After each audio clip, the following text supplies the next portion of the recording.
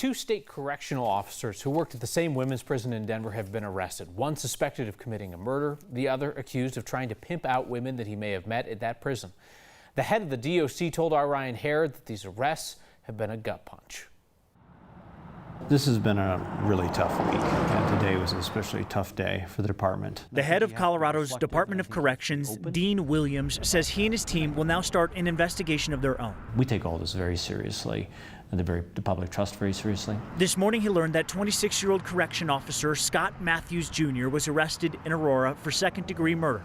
Police responded to an apartment complex around 10:30 p.m. on the 4th of July and tried to save a man who had been shot. He died, and Matthews, who was off duty, was arrested. I'm really thinking and praying for the family of the gentleman who lost his life and the rest of that family and what they're going through today. Joshua Hensley, who also worked at the Denver Women's Correctional Facility, was arrested Wednesday.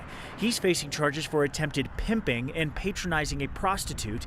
And in an arrest affidavit, Denver police say it's possible that he used his job to recruit female inmates as sex workers on the outside. Believe me, us inside my Inspector General's office and I and the rest of my team are going back to look in all circumstances when we have something go wrong with an employee like this to see if there's anything we missed. The affidavit says Hensley responded to an online prostitution ad in March. The woman who answered the door immediately recognized him from her stay in prison.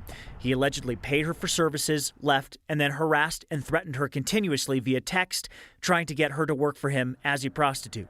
And police say they have text messages showing he tried this on multiple women, which is why they're asking for other potential victims to come forward, especially people he may have crossed paths with in prison. If there's any good that could come of this, is to let us know if there's anything else we should be aware of, especially at the Denver Women's.